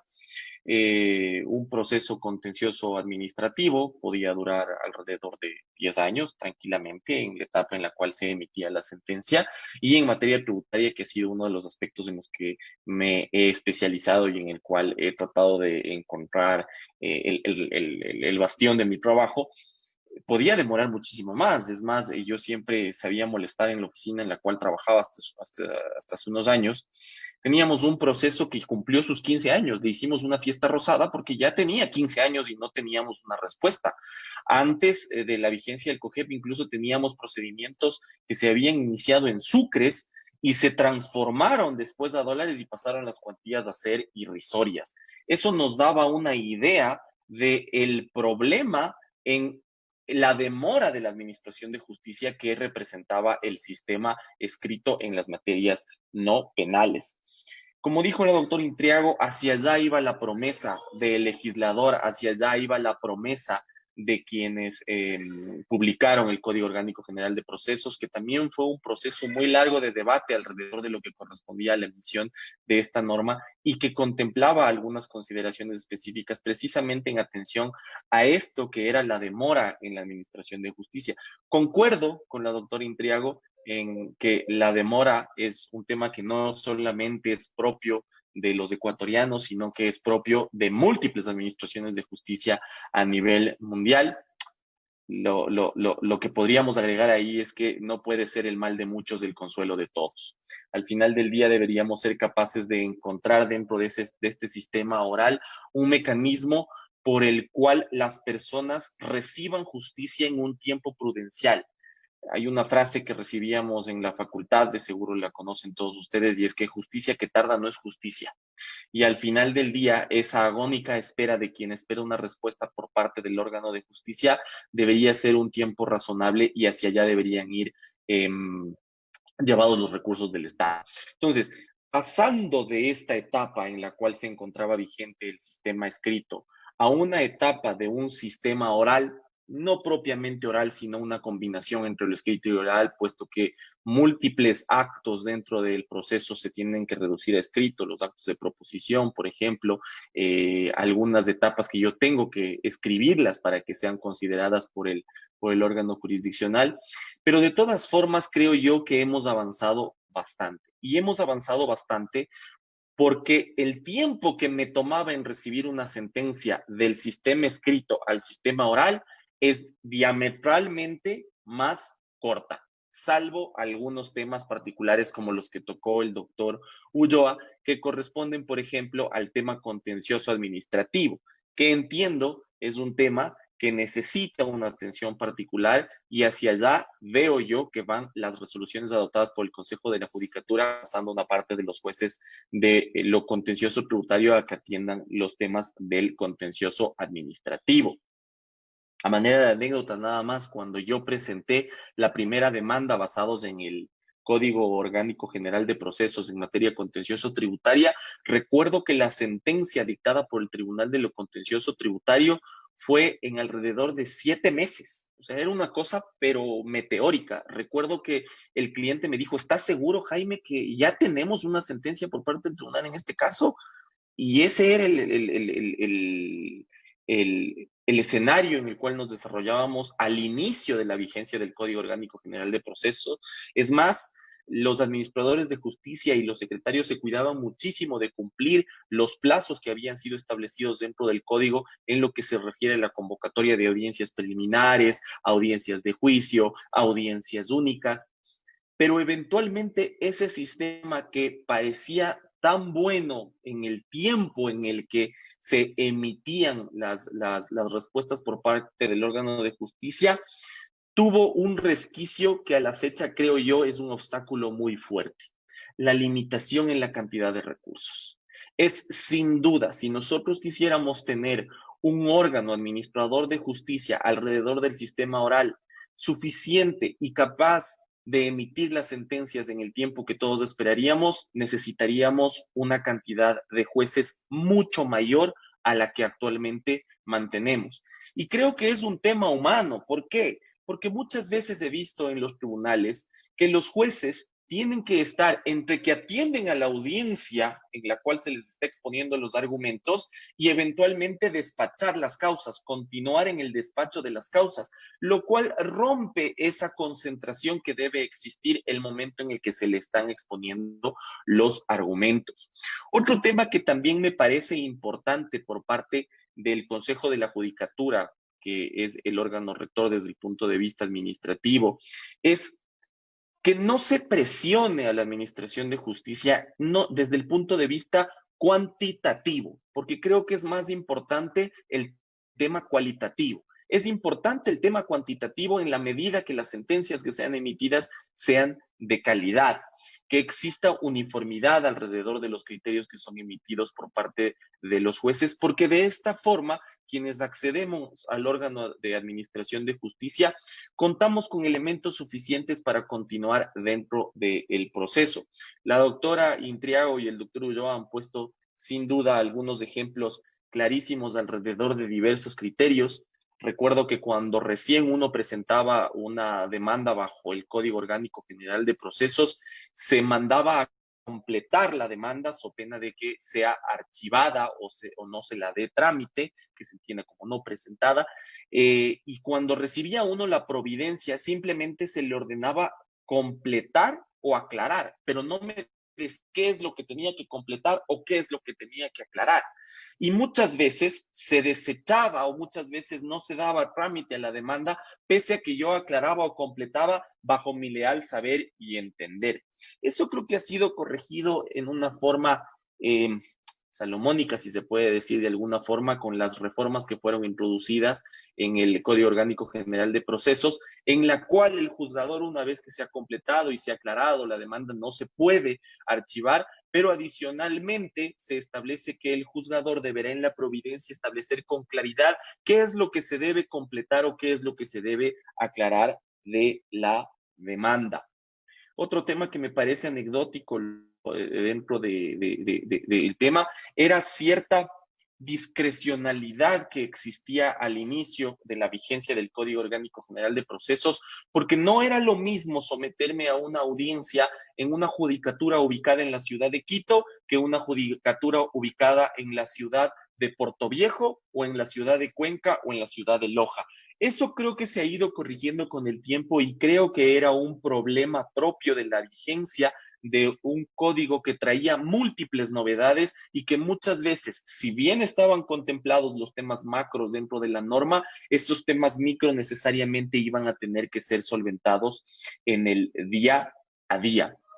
Otro tema que me parece importante alrededor de la vigencia del Código Orgánico General de Procesos es que a la fecha nosotros ya tenemos un número limitado de procesos para ventilar todas las causas. Es decir, tenemos un procedimiento ordinario que va a aplicar a todas aquellas causas que no tengan un procedimiento específico, particularmente en lo que corresponde también en la etapa en la jurisdicción contencioso administrativa y en la jurisdicción contencioso tributaria, un procedimiento monitorio, un procedimiento ejecutivo, es decir, ya se van concentrado alrededor de determinados procedimientos la totalidad de las acciones que pueden presentar los justiciables, y eso me parece importante en aras de dar uniformidad, en aras de dar estabilidad a lo que corresponde al proceso en la búsqueda de una respuesta en los conflictos que tenemos.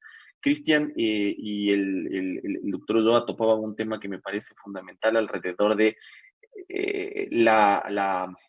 la formación litigiosa que tenemos los abogados en el Ecuador y la personalidad alrededor de propender al conflicto por parte de los ecuatorianos. Ciertamente, con el paso del tiempo deberíamos buscar mayores alrededor de otros mecanismos de solución de conflictos, pero a la fecha esa es la realidad que tenemos. Tenemos una sociedad que en el conflicto encuentra la respuesta, que en el juicio busca la respuesta a sus problemas. Valga la pena decir que a veces el abogado es utilizado como una pistola al cinto en los conflictos que se tienen entre los particulares. Muchas veces es, no, ya no quiero hablar contigo, quiero que hables directamente con mi abogado, o cuando en algunas etapas administrativas, en los temas de control, los clientes suelen decir, acompáñame al abogado, y cuando se presentan ante el órgano administrativo es, vine acompañado de mi abogado. Es como esa tendencia a encontrar en esa pelea, en ese conflicto, una respuesta y una solución, y deberíamos avanzar hacia algo distinto, es decir, lo que decía el doctor Ulloa, encontrar en el diálogo, encontrar en la mediación una solución alternativa y llegar al juicio solamente en los casos que sean estrictamente necesarios.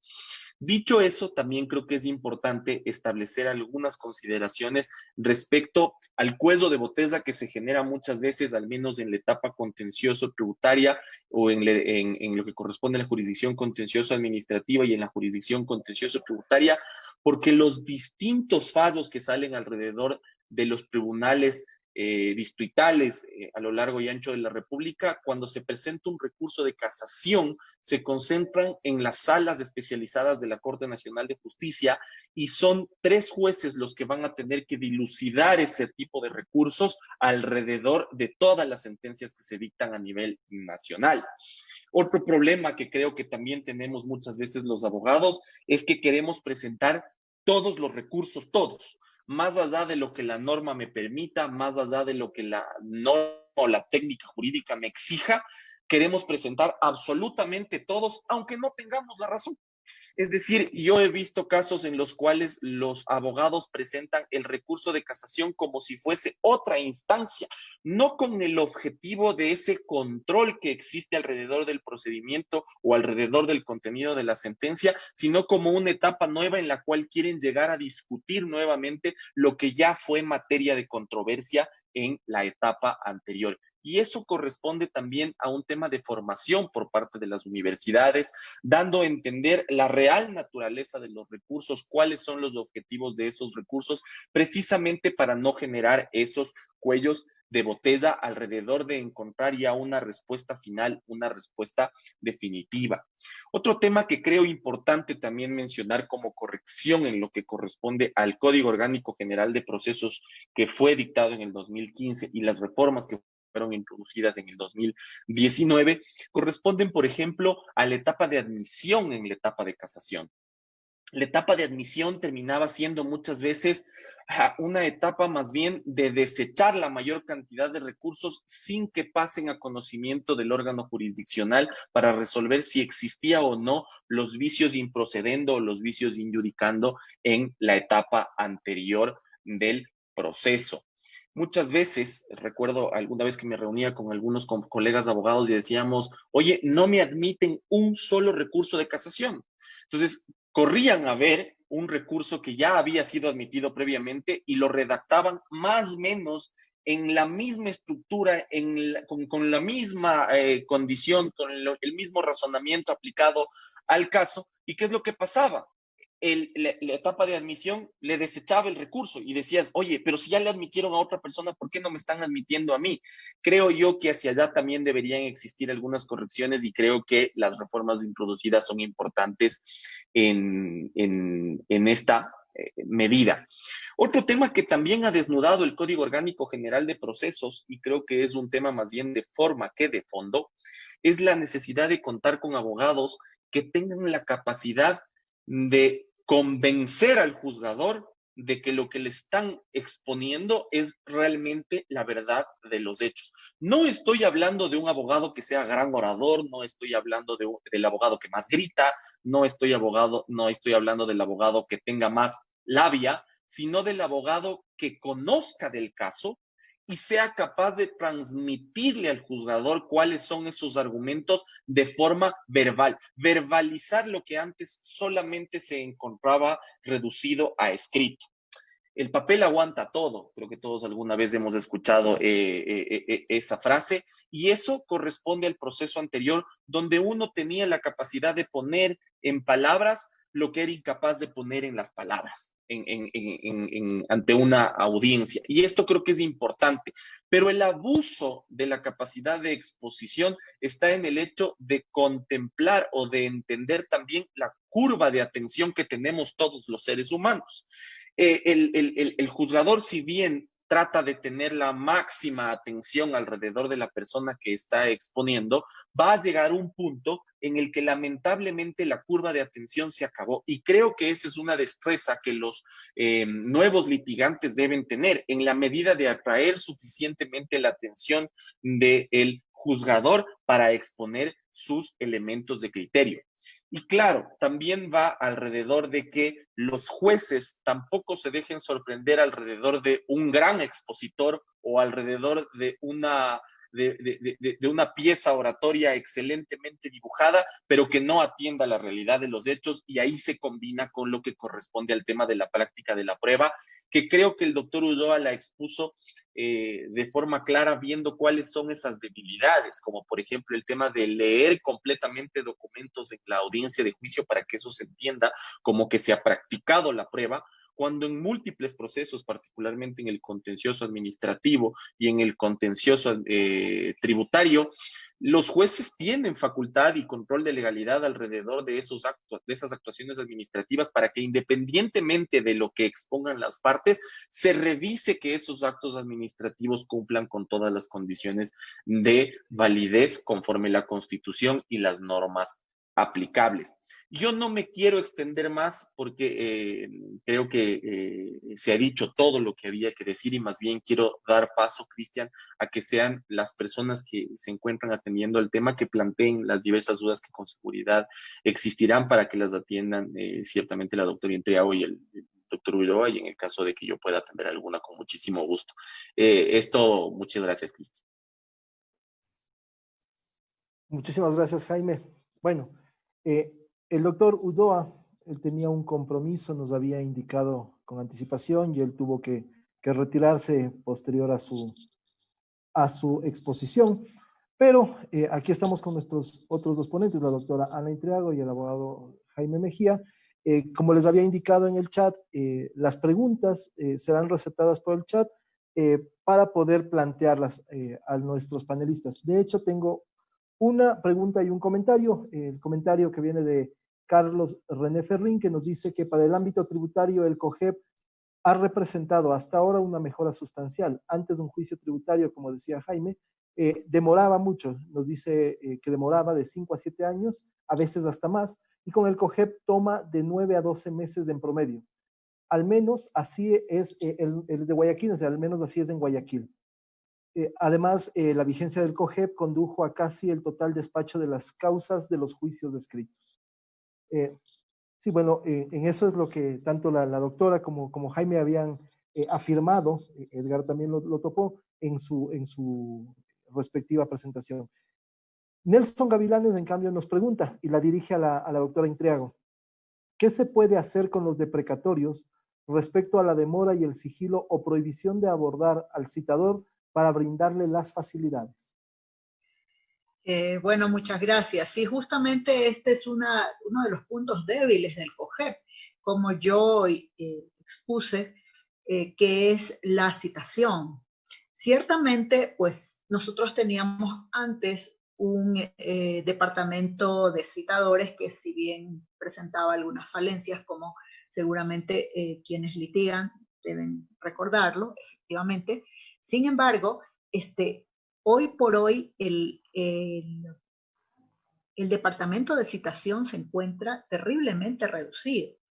Contamos con muy poquito personal. Recordemos lo terrible que fue, ¿verdad?, la época en que Correo citaba. O sea, lamentablemente no se entendió qué es citar, y Correos pensaba que era como dejar una carta, o sea, ahí no, a la dirección que es, sin tener en cuenta que el citador debe cerciorarse, ¿no?, que en realidad allí esta persona, ¿verdad?, reside, que los vecinos saben que reside allí, ¿no? Y el asunto de cerciorarse es algo que el correo no hacía. Entonces, sí, lo que usted menciona realmente es un problema que se está haciendo grave, ¿no? Y lo que pasa es que vemos nosotros que en las reformas del año pasado, que consideramos, pues, teníamos la esperanza que este asunto fuera tratado con amplitud por el legislador, en lugar de eso nos encontramos que como una forma de, digamos, de subsanar el problema de una citación tardía, ¿no? El legislador optó por realmente dictar una norma que procesalmente así nos explica, ¿no? Que es retrotraer los efectos de una citación cuando se ha hecho dentro de los 6 meses siguientes hasta el momento en que ha sido presentada la demanda. Una figura procesal totalmente sui generis, por decirlo poco, ¿no? Y sí, o sea, lo que usted expone es un problema estructural que realmente requiere, en mi modesta opinión, por supuesto, una reforma legal que permita, ¿verdad?, implementar otros medios de encargar estas citaciones. Sobre todo, pensemos en un deprecatorio. Un deprecatorio significa que se haga en otra ciudad, ¿verdad?, con otro juez, y el otro juez se lo despacha. El problema es, como usted acaba de señalar, ¿no? Esa sospecha que tenemos, no, si es que el citador, quién sabe qué va a hacer. Por favor, el citador, al ser una persona que da fe de que se hizo esa citación, es un funcionario, ¿no?, que está cumpliendo su trabajo. Pero si tenemos pocos citadores, si realmente el sistema no da para eso, sobre todo, fíjese, lo que yo le contaba en la competencia en la cual se maneja mi sala, en mi niñez y adolescencia fue un error quitar la boleta única. Esto es cuanto puedo decirles, sí, es un gran y grave problema. Ok, doctora, muchísimas gracias. Bueno, acá tenemos varios comentarios, incluso hay un comentario que nos dice que el tema ha estado muy bien abordado, muy completo. De hecho, creo que es tan así que son muy pocas las preguntas que tenemos. Tengo una pregunta más que la dirigen a Jaime. Es de Doris Cedeño y nos dice, el COGEP ha hecho que todos los procesos se hagan procesales civilistas, independientemente de la materia que sean. ¿Es verdad o no esto? ¿Qué opina usted, doctor Mejía? Y yo creo que más bien el tema del COGEP nos ha obligado a quienes nos gusta el litigio a enfocarnos en el estudio del proceso, en ser procesalistas, o sea, necesariamente en el estudio de encontrar la estrategia correcta para cada caso. Tú tienes dentro del Código Orgánico General de Procesos múltiples recursos que, si los sabes utilizar bien, necesariamente van a marcar la diferencia entre ganar o no ganar en la tesis que tú le vas a presentar al juzgador. Y tienes que ser para ello un estudioso alrededor de lo que corresponde al proceso. No le veo tanto alrededor de ser un procesalista civilista, sino más bien un estudioso del proceso como tal, es decir, una persona que conozca los detalles del proceso, qué recursos puede aplicar, qué técnica va a llevar adelante alrededor de la exposición del caso, y de esta forma llevar adelante la tesis para alcanzar el triunfo dentro de la sentencia. Le veo de ese modo.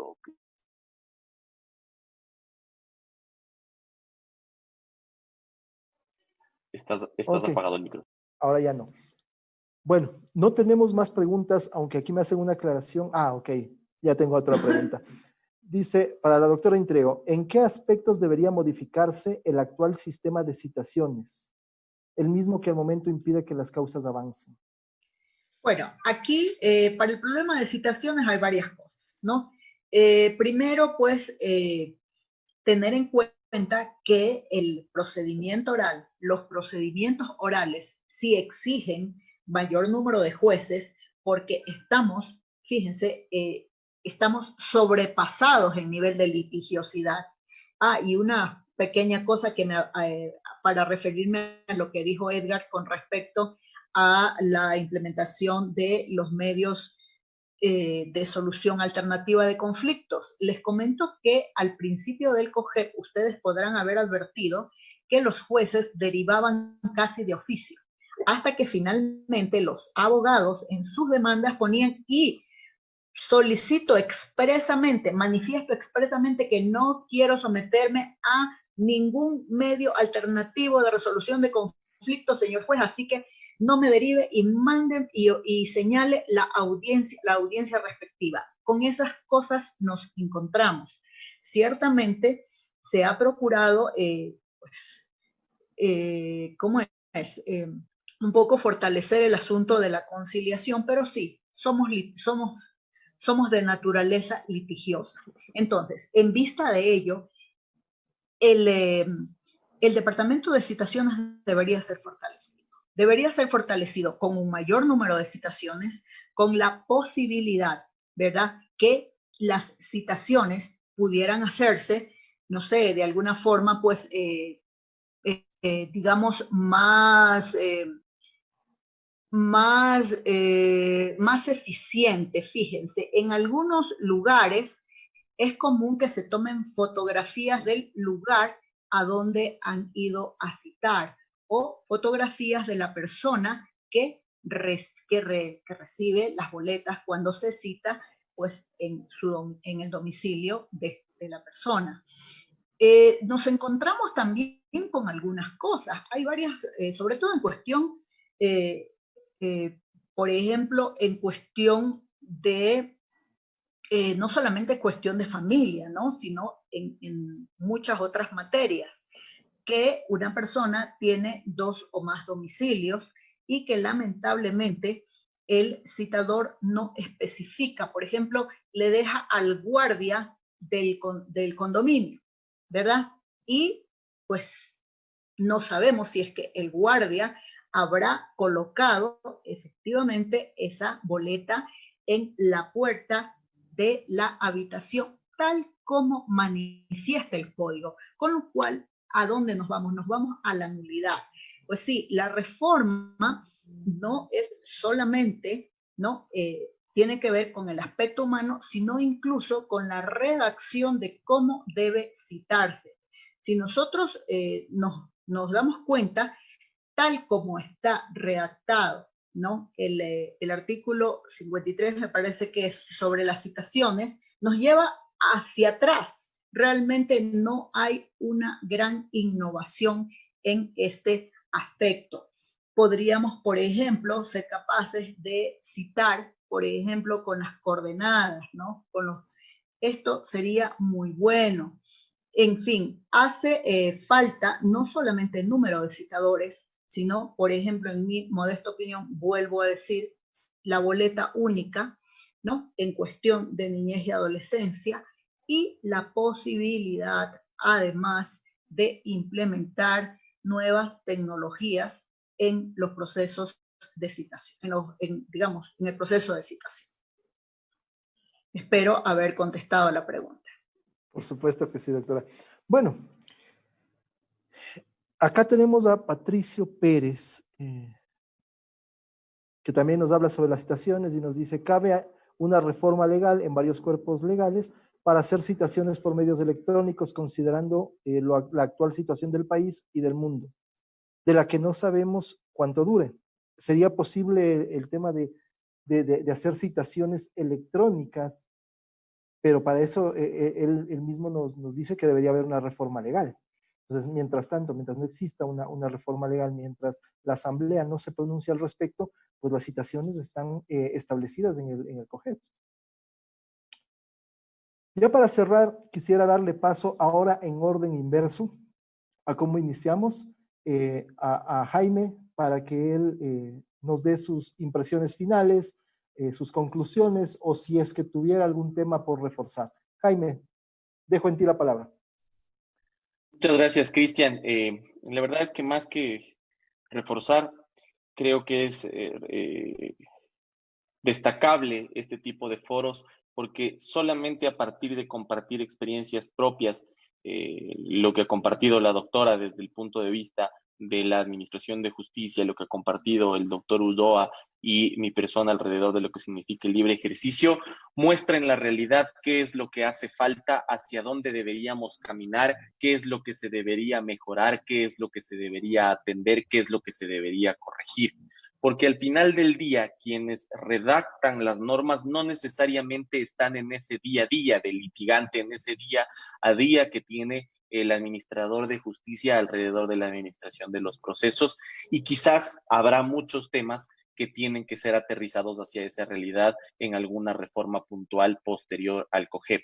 Y yo la verdad creo que más bien debemos avanzar hacia esa oralidad perfectible y de ninguna forma regresar a un sistema escrito que, como vimos en una larga etapa de la República, nos llevó a algunos problemas que ciertamente han sido corregidos por el COGEP. Para mí, el COGEP tiene más bondades que problemas, y esos problemas al final del día pueden ser corregidos, y rescato las palabras de la doctora Intriago cuando dijo que al ser un tema de humanos, es un tema perfectible, y seguramente en el mediano plazo hay algunos temas que hay que seguir corrigiendo, que hay que seguir depurando. Finalmente, Cristian, felicitarte a ti como cabeza de este conversatorio. Ciertamente enriquece muchísimo, como te menciono, este tipo de debates para encontrar algunas propuestas de reforma en el futuro, para generar debate alrededor de este tema muy, muy importante que corresponde al manejo del proceso en materias no penales en el Ecuador.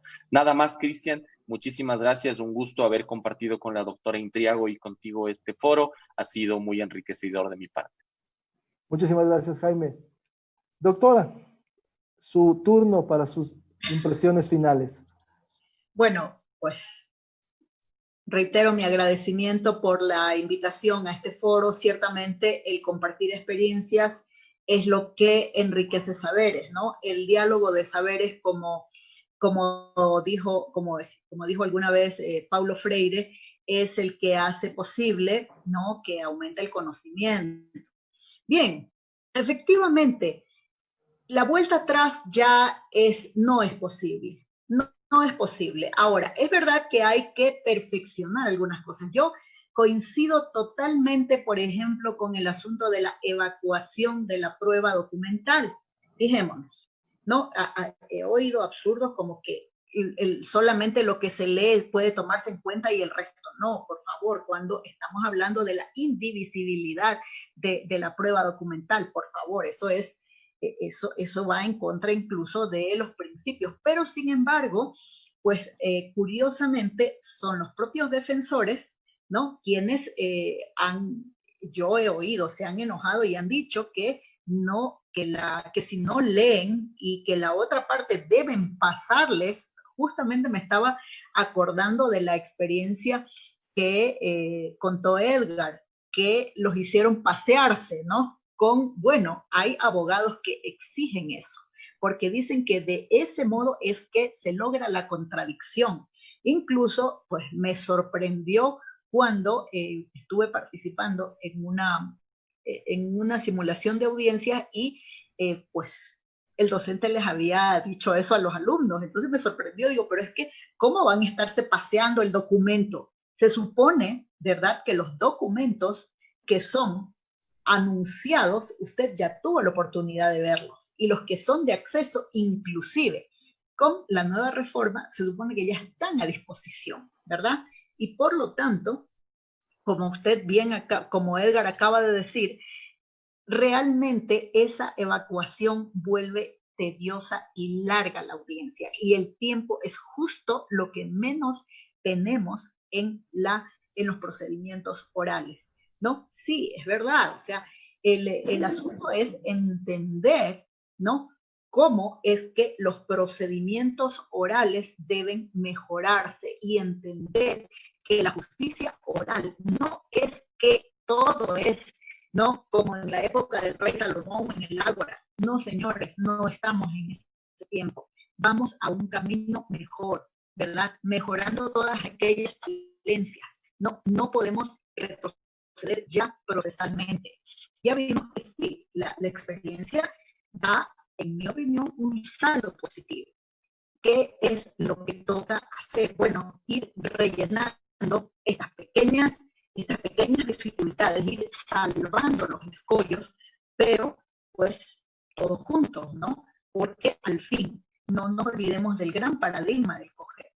El COGEP, ¿verdad?, sacó a los procesos judiciales, ¿no?, de la excesiva, del cruce de cartas. Justo me hizo recordar de un libro que se llamaba El combate imaginario de Martín Riquet, que solamente se cruzaron cartas y nunca pelearon. Pues más o menos era así. Hoy el COGEP nos ha hecho entender a jueces y a litigantes que el juicio no pertenece a los jueces, no pertenece a las defensas técnicas. Son los titulares del interés jurídico quienes son dueños del proceso.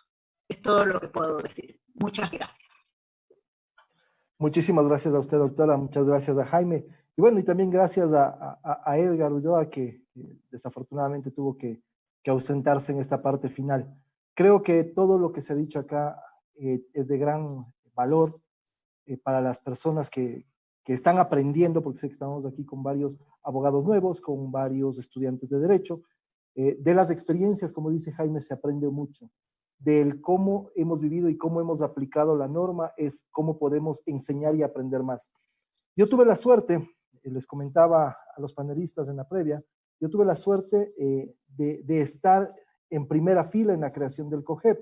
En ese momento yo me desempeñaba como prosecretario general en la Asamblea y vi todo el esquema de creación del COGEP, sobre todo cuáles eran los objetivos. Los objetivos precisamente eran esos: descongestionar la justicia, mejorarla, como siempre, todo es perfectible, pero creo que, como dice Jaime, con todas las falencias que podemos encontrar ahora, que solo con la aplicación podemos ir encontrando esos problemas, el COGEP ha venido a dar más beneficios que problemas en la administración de justicia. Y creo yo que con las reformas adecuadas, que con la experiencia recogida de manera adecuada, podemos ir perfeccionando y hacer que nuestra asamblea perfeccione al COGEP y perfeccione al mismo tiempo los procedimientos y las alternativas que tenemos para la administración de justicia, no dejando de lado que siempre es una posibilidad para descongestionar los procesos judiciales el acogernos a los sistemas alternativos